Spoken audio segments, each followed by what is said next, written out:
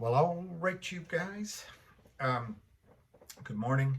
I did not come live today because I just did a video. Unfortunately, I think it's going to take a long time to upload. So I'm going to quickly tell you my thoughts on MMTLP, what's going to happen here.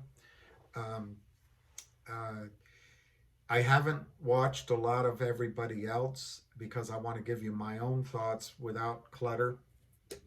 And I want to credit there. You can get a lot of information online. I gotta look over. Sorry, I gotta look over there. You can get a lot of information online from uh, uh, Bird Lady Roller Pigeon. Excellent. There's Ali out of the UK. There's a gentleman named Yonker online. There's Tony Twits, I think, and there's Uncle Smokey. All great sources of information on MMTLP, and there's a bunch of other people too. And then there on Twitter, you can follow Paul Gradus. You can follow John Berta, and there's so many more. I don't want to insult them by leaving them off.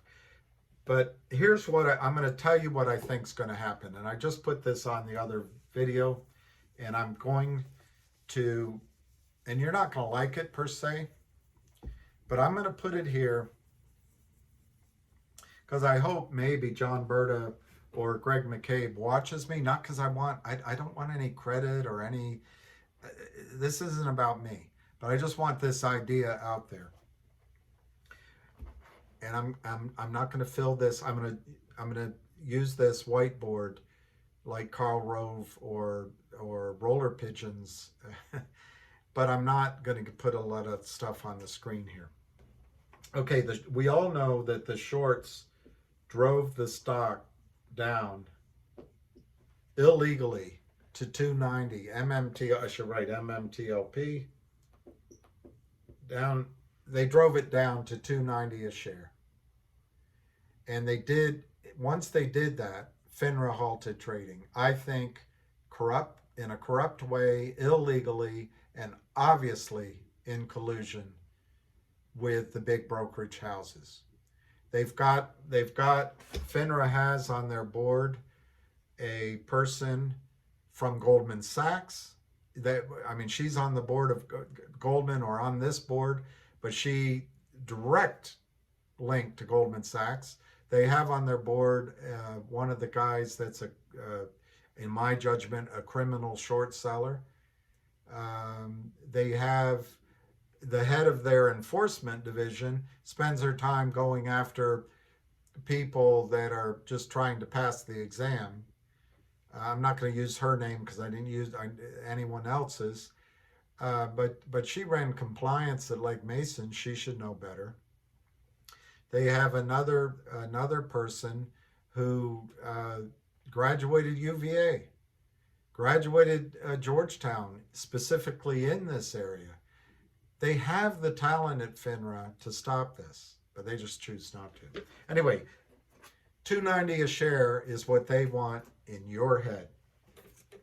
I want to show you, and you can find all this elsewhere, but I want to show you what this private company is worth. Now, I'm going to use my numbers. You can argue with them, and fair enough. There's 165.5 million shares of MMTLP. Shares, right? 165.5, right? Okay, we got that number down. John Berta came on Ham Short Killer's call the other day, and then he went on Uncle Smokey's call as well, and he went on CV Payne, which Ham, the hero. You know, it's funny. Whenever I see Ham, Clark Kent is not around. I think Ham's Superman in this space. Anyway, um, John Berta came on and said 7 TCF of natural gas. He said 3.2 billion barrels of oil. And separately from the 7 TCF, I mean, it might overlap, is my point. He said 500 million barrels of oil equivalent. Okay, so 3.2 billion barrels of oil, 500 million barrels of oil equivalent. Okay, these are my formulae, my entries on my formula. Now, Ora Grande was, and the Hazel project was prospective. Obviously, it's a new field discovery. There's a brilliant geologist that it's his theory, and if I'm wrong, just keep the concept. But I think he was the one that originally saw the Delaware Basin as what this Ora Grande basin is. Where I might be wrong is the Ora Grande might be a subset of the Delaware. But anyway, my point is, it's the same geologist. It's a strong theory. And since that time, they've drilled many wells, vertical and horizontal. There's water on this acreage. And there's risks in oil and gas. You've got to be able to hold your leases, whether it's by production or drilling one well or two wells. It's all in the contract. You've got to be able to renew your leases. You've got to have takeaway. You've got to have pipelines. You've got to, it's a whole thing. So you need money. But based on that huge number of potential reserves, I'm going to use, and you can quibble with me. Go ahead and quibble.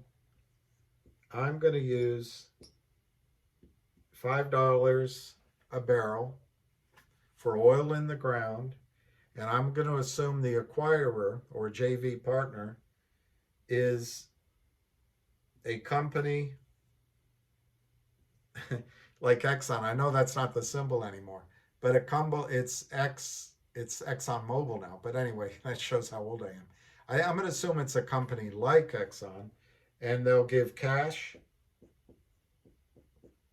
and or shares in the acquisition. Okay? Cash and or shares in the acquisition. Now, why would somebody be well, if my number 5 is too high, and it could be low. If they give shares, they're just using their stock as currency. If it's cash, that might bring that number down. But why would a big company do it? Well, they can talk about 3.5 billion barrels of oil. They can talk about a new field discovery. They can talk about how they're adding acreage there. It becomes a big, significant play in their ongoing need to replace reserves, to talk to investors, to talk to institutions. So it's a big deal. Now, I'm going to round this up for time, but when you take 165.5 million shares and divide it into the product of 3.5 billion barrels of oil times 5, and I'm not going to do it just to make this quick, you get $106 a share. $106 a share. I want that in the thought process out there, because they're going to try to get you to work from $3 a share. Okay. Now, let me tell you what I think is going to happen. And then I'm going to get off because I want this to upload quickly. I think what's going to happen, the shorts have already won a victory because the FINRA and the SEC are on their side. They're captured. The broker dealers have won a huge victory because they don't have, now it seems like they don't have to be responsible for the toilet paper they stuffed in your accounts, which is called failed to deliver. It looks like, for the time being, one or two major prime brokers are out of the water, but I don't think so.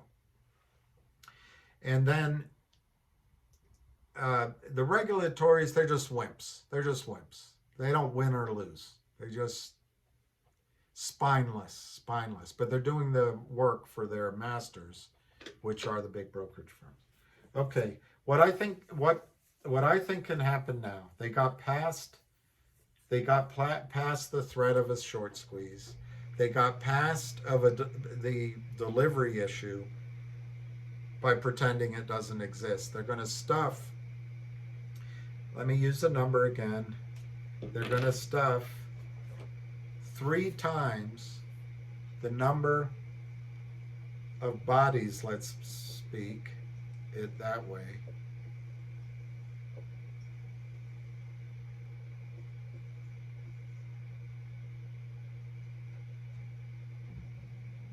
$165.5.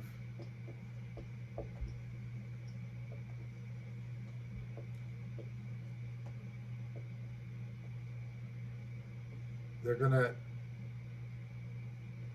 you know how on planes they call it souls on board. They're gonna try to put 495 million souls into a plane full of 165.5. I added too many here. I'm sorry. I added too many here. Anyway, 495 million souls into seats of 165.5 million seats.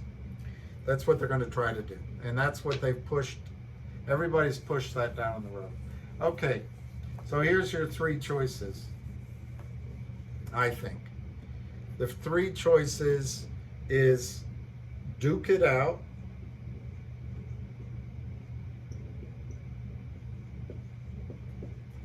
they're going to say, the broker dealers are going to say, hey, it's not our problem.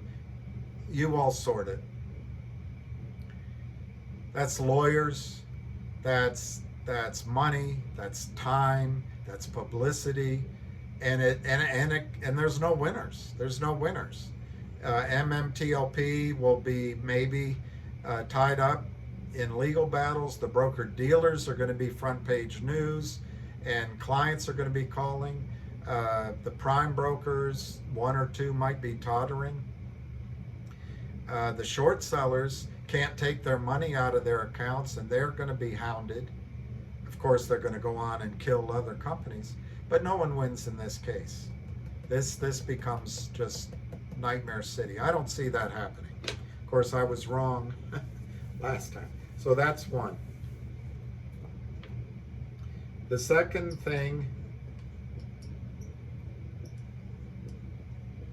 is the brokerage firms can go sort of in the gray market and try to buy shares from you with the money that's sitting criminally in the naked short sellers' accounts.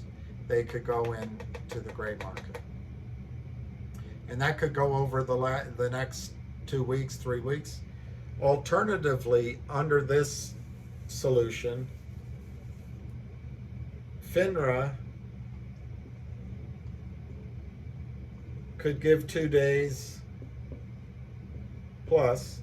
FINRA could open the markets for 2 days and do the normal fair thing. Just let the market, let the winners win, the losers lose, and good time Charlie has the blues. But here's unfortunately what I think is going to happen. It just makes too much sense. I think what's going to happen is a combination of the broker dealers, the prime brokers, and the criminal short sellers who have a lot of cash in their accounts are going to come to MMTLP, and they're going to start at a number. $3, $6, $10 a share. They're going to say, you have 500 million shares. We'll give you at the $3 level, and please excuse me for maybe I have a calculator here. Yeah, I do. Let me get my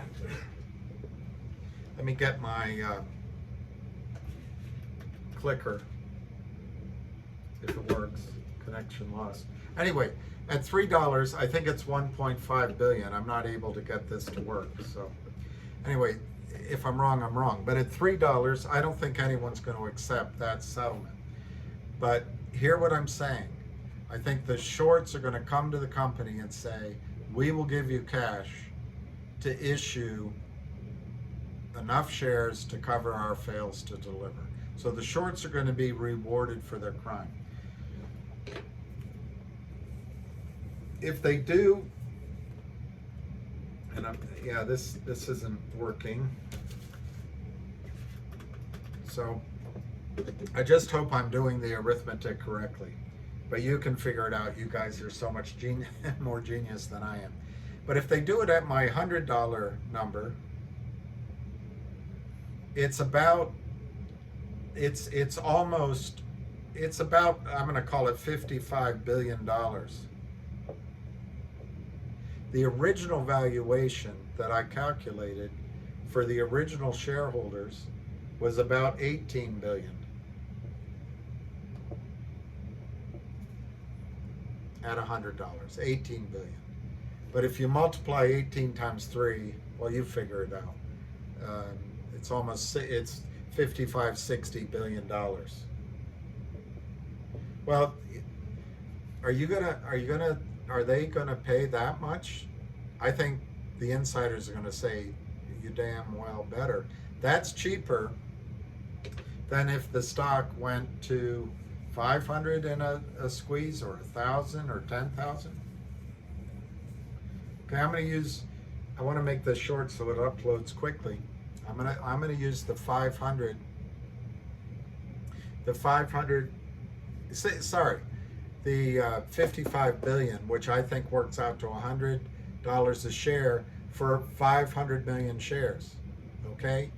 Now, who does that help? It helps the shorts because their losses could have been much more.